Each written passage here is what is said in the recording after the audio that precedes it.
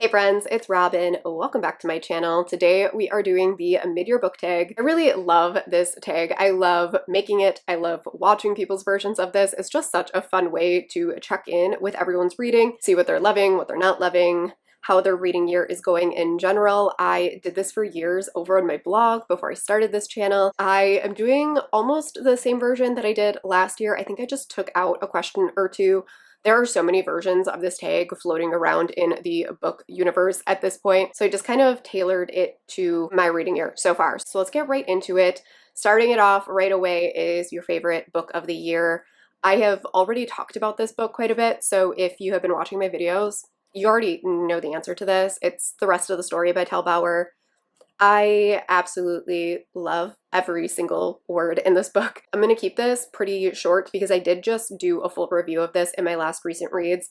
But essentially, this is a hockey romance that is following this guy who ends up getting traded to this really, really awful team. And when he gets there, he realizes that the team has been suffering from this like systemic abuse for a very, very long time. And he ends up helping the team overhaul, and he ends up having a romance with his co-captain, and the team ends up forming the most amazing found family like ever. I don't think I will ever have a found family that I love as much as this one. Everything in here is so expertly handled. There were so many passages that I wanted to highlight and save for forever because Tel Bauer's writing is just outstanding. The next question is your favorite sequel, and I had to laugh because I was just watching April's version of this, and this was her biggest disappointment, and it's my favorite sequel of the year so far. And that's Something Spectacular by Alexis Hall. This is the sequel to Something Fabulous, and I did like Something Fabulous, but Something Spectacular was a 5-star book for me. I loved it. Nobody handles gender and gender roles and gender stereotypes the way that Alexis Hall does. And it was just highlighted so beautifully in this book. We are following an opera singer who is in London for a relatively short period of time, and Peggy, who is trying to get over her best friend who she has had feelings for a very long time. And the two of them end up forming this relationship. And I thought it was so beautiful. I love Alexis Hall's humor, and this does still have that just as much as Something Fabulous, but this one also has a little bit more nuance to it, which I did really, really enjoy. I just loved these characters a lot. Like I said, I love Alexis Hall's writing, and some of the themes in here just hit so hard. And then the next one is your favorite reread. For some reason, I thought I had reread like a whole ton of books. I've only reread like 2 or 3. I don't know what happened there in my brain, but I think my favorite is Fake Out by Eden Finley. This is the first book in the Fake Boyfriend series, which is another one that people tend to call their least favorite. I really enjoyed it. I think part of the reason why this was my favorite was I had read this book when it first came out in like 2018, and I just kind of lost track of the series and never got back into it. And now that I have started reading more Eden Finley and Saxon James, I decided to go back to the beginning and start their universe from the beginning.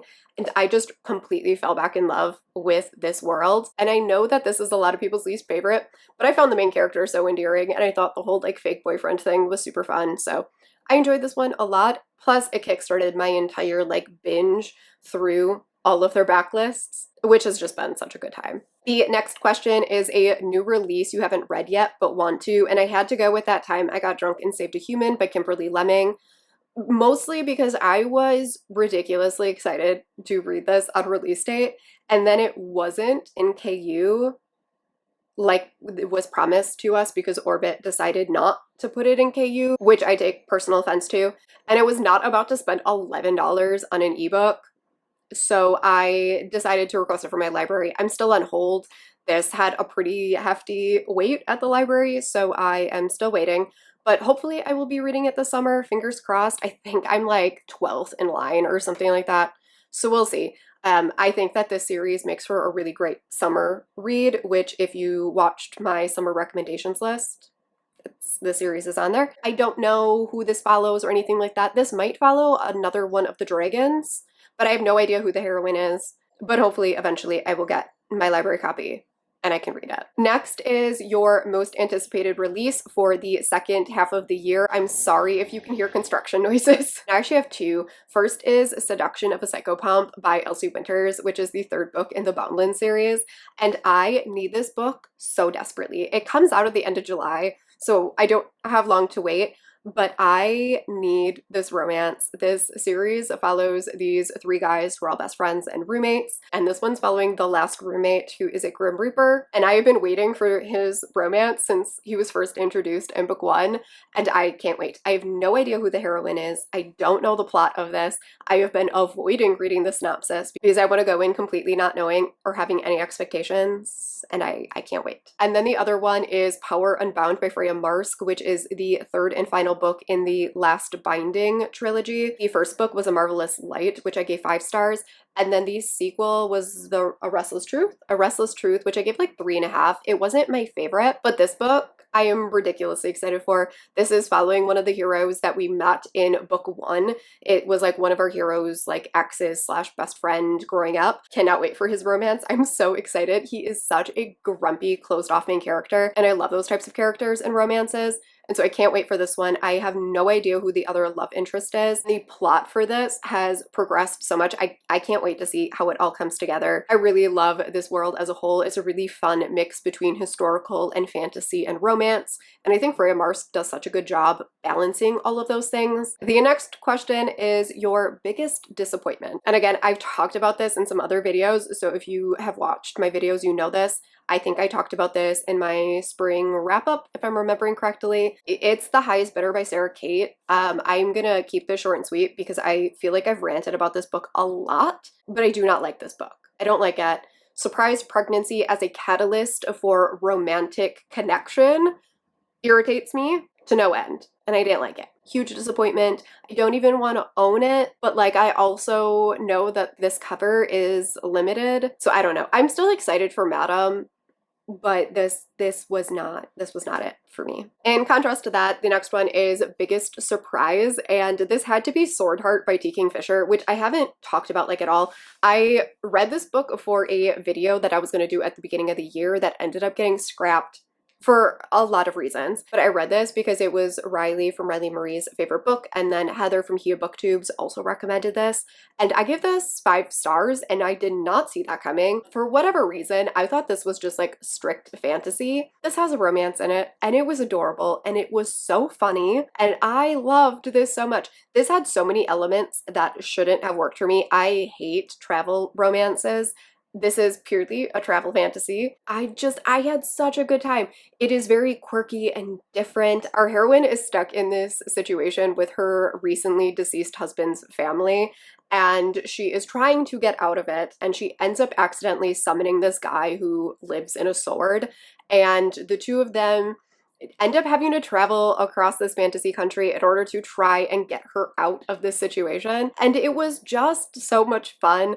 I loved the banter. I loved all of the side characters, and the writing. T. Kingfisher's writing was fantastic. I loved the audiobook. I just had such a good time with this. And it was funny because when I went to go pick it up, I was like, I didn't want to. This was like the next book on my TBR, and I was like, I really don't want to read this. I'm gonna give it like 2 chapters, and if I still don't want to read it, I'll switch. And I was completely hooked. I was laughing so hard at the opening scenes of this book because the humor is just so good, and I was not expecting it. And I actually want to read more books in this world. Question number 8 is a favorite new to you author, and I'm actually going with A.H. Cunningham. And this is a little bit of a cheat because I actually read my first A.H. Cunningham book right at the end of 2022, but I'm counting it anyways because it was like right at the end. I don't even think I counted it in like my end of the year wrap up. I am completely obsessed with A.H. Cunningham's books right now. I also follow A.H. Cunningham on Instagram, and I just really like her social media pages. I think she's really funny. She posts a lot of really good stuff, and I want to read more books. I just really love her romances. I love how casually queer all of her books are. It's just fantastic. Plus her covers. Number 9 is your favorite characters, and I could not for the life of me only choose one. So I have a couple. I couldn't choose just one. First is Bixby from the Secret Service of Tea and Treason. I loved his main character. He is this very like straightforward main character who is very kind of uptight, strict rule follower, all of the things. He is also autistic, and that is part of the reason why he is so straightforward. But then his growth throughout here, where you watch him just kind of become undone by Alice, and then the way that he is just willing to give it all up at the end and go all in to win her back, it absolutely killed me. He is definitely one of those characters who isn't good at asking for help or anything like that, and he ends up showing up at his best friend's door and begging for help, and I sobbed. I sobbed so hard. And then the two main characters from Irresponsible Puck Boy, I keep talking about this book. This was a 5-star romance. It is ridiculously adorable. This is very low angst and no drama, and these two are just so cute. I don't know if I've ever talked about this, but one of my favorite things in queer romances is when one of the characters believes themselves to be straight and they actively talk about all of their romantic actions and try to convince themselves that they are purely platonic before finally acknowledging that like there's more there. I call it friends being friends. It's just one of my favorite things. This book had it in spades, and I loved them. I loved them so much. They are both just so utterly gone for each other that they don't think about any of their actions. And I loved it. And then the last one is Pi. I loved Pi so much. The way that Aveda Weiss wrote their character in general, I thought was absolutely amazing. But I just loved how secretly soft Pi was. They kind of have this strained relationship with the heroine in this book because they butt heads at work. But Pi has this insane crush on the heroine. Just, he can't help but poke fun at her to rile her up. And then the way that they end up forming their romance and the way that Pi is all in, the letters that they write at the end of the book, I loved it. I love Pi so much. They are just one of my favorite characters. And honestly, all of Aveda Weiss's characters could have ended up on here because they are all such dynamic characters. The next question is a book that made you cry. And look, if you know me at all, I am a book crier. I am just a crier in general. I see a dog on a commercial and I will cry. If somebody on the street starts crying, I will cry.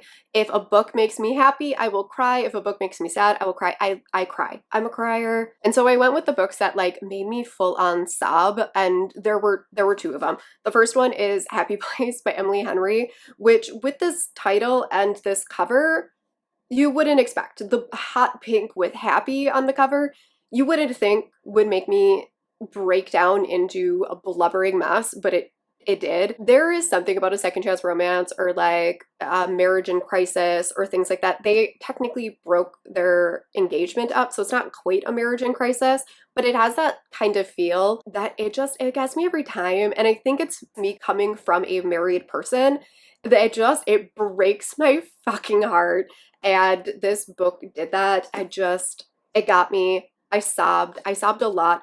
And I know a lot of people didn't love like the miscommunication and stuff in here, but I didn't care. And I loved it. So, and then the other one is the rest of the story. And I don't know if I've ever cried so hard at a book. I full on bawled multiple times in this book, like sobbed. It was a very difficult read. It was a very difficult one, but I cried. And then Happy Place, I actually cried in bed.